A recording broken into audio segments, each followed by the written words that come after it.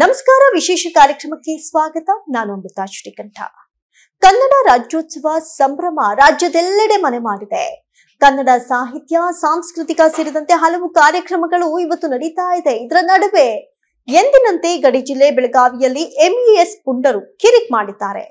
ನಾಡದ್ರೋಹಿ MES ಸದಸ್ಯರು ಉಪಟಳ ಹೆಚ್ಚಾಗ್ತಾ ಇದ್ದಂತೆ ಎಂಇಎಸ್ ಮುಖಂಡ ಶುಭಂ ಶೆಳಕೆಯನ್ನ ಈಗಾಗಲೇ ಪೊಲೀಸರು ಅರೆಸ್ಟ್ ಮಾಡಿದ್ದಾರೆ. ಭಾಷಾ ಸಾಮರಸ್ಯ, ಶಾಂತಿ ಭಂಗ ಸೇರಿದಂತೆ ಹಲವು ಆರೋಪಗಳಡಿಯಲ್ಲಿ ಶುಭಂ ಶೆಳಕೆಯನ್ನ ವಶಕ್ಕೆ ಪಡೆಯಲಾಗಿದೆ.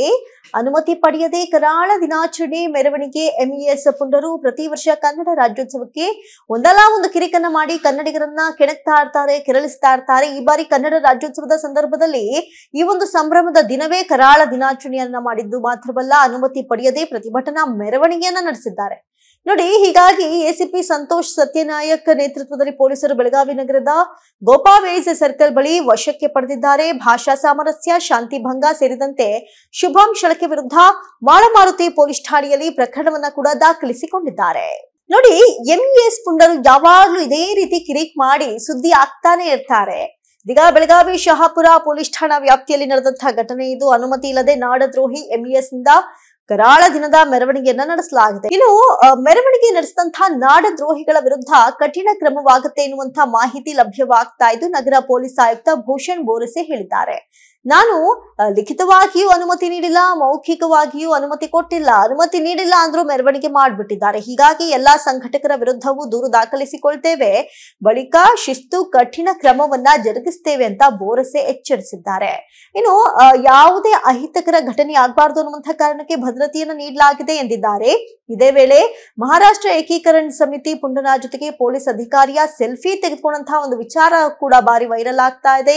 ಈ ಕುರಿತು ಮಾಹಿತಿ ಪಡಿತೀನಿ ಅಂತ ಇದೇ ಸಂದರ್ಭದಲ್ಲಿ ನಗರ ಪೊಲೀಸ್ ಆಯುಕ್ತ ಹೇಳಿದ್ದಾರೆ. ಇನ್ನು ಇದೇ ವಿಚಾರಕ್ಕೆ ಸಂಬಂಧಪಟ್ಟಂತೆ ಸಚಿವ ಚಲುವರಾಯಸ್ವಾಮಿ ಕೂಡ ಪ್ರತಿಕ್ರಿಯೆಯನ್ನ ಕೊಟ್ಟಿದ್ದಾರೆ. ಬೆಳಗಾವಿಯಲ್ಲಿ ಎಂಇಎಸ್ ಪುಂಡಾಟಿಕೆ ವಿಚಾರದ ಕುರಿತು ಮಂಡ್ಯದಲ್ಲಿ ಸಚಿವ ಎನ್ ಚಲುವರಾಯಸ್ವಾಮಿ ಮಾತನಾಡಿದ್ದಾರೆ. ಭಾಷೆ ಮೇಲೆ ಆಕ್ರಮಣ ಮಾಡುವುದು ನಿರಂತರವಾಗಿ ನಡೀತಾ ಇದೆ. ನೆಲ, ಜಲ, ಭಾಷೆ ಮೇಲೆ ಪದೇ ಪದೇ ದಬ್ಬಾಳಿಕೆ ಆಗ್ತಾ ಇದೆ. ಇದಕ್ಕೆ ತಿಲಾಂಜಲಿ ಹೇಳಲು ಕೇಂದ್ರ ಸರ್ಕಾರಕ್ಕೆ ಮಾತ್ರ ಅಧಿಕಾರವಿದೆ.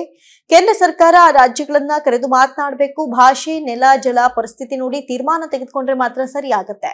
ರಾಜಕೀಯ ಶಕ್ತಿಯನ್ನ ಒಳಗೊಂಡ ಕೇಂದ್ರ ಸರ್ಕಾರ ಸೂಕ್ತ ನಿರ್ದೇಶನ ಕೊಡದಂತ ಹಿನ್ನೆಲೆಯಲ್ಲಿ ಈ ಘಟನೆಗಳು ಮರುಕಳಿಸ್ತಾ ಇದೆ ಅಂತ ಚಲುವರಾಯಸ್ವಾಮಿ ಹೇಳಿದ್ದಾರೆ.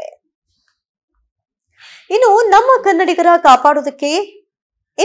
ಕನ್ನಡಿಗರನ್ನ ಕಾಪಾಡೋದಕ್ಕೆ ನಮ್ಮ ಸರ್ಕಾರ ಸೂಕ್ತ ಕ್ರಮ ಕೈಗೊಂಡಿದೆ. ಅತಿಯಾದ ಕಠಿಣ ಕ್ರಮ ಕೈಗೊಳ್ಳಬಹುದು.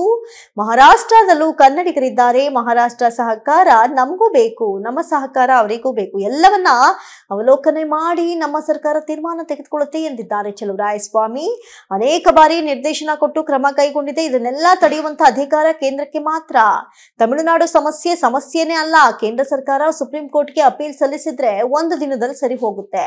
ನೀರಿದ್ದಾಗ ಬಿಡ್ತೇವೆ, ಇಲ್ಲ ಅಂದಾಗ ಮಾತ್ರ ಸಮಸ್ಯೆ ಆಗುತ್ತೆ. ರಾಜಕೀಯ ಹಿತಾಸಕ್ತಿ ಮೇಲೆ ಈ ರೀತಿ ನಡೆಯುತ್ತೆ. ನಮ್ಮ ಭಾಷೆ, ಜನ ರಕ್ಷಣೆಗೆ ಸೂಕ್ತ ಕ್ರಮ ಕೈಗೊಳ್ತೇವೆ ಅಂತ ಈ ಸಂದರ್ಭದಲ್ಲಿ ಚಲುವರಾಯಸ್ವಾಮಿ ಅವರು ಕೂಡ ಪ್ರತಿಕ್ರಿಯೆ ಕೊಟ್ಟಿದ್ದಾರೆ.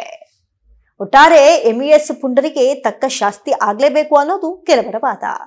ಇದಾಗಿತ್ತು ಈ ಕ್ಷಣದ ವಿಶೇಷ. ನೋಡ್ತಾರೆ ಸ್ಪೀಡ್ ನ್ಯೂಸ್ ಕನ್ನಡ. ಸುದ್ದಿ ನಿಮ್ದು, ವೇಗ ನಮ್ಮದು.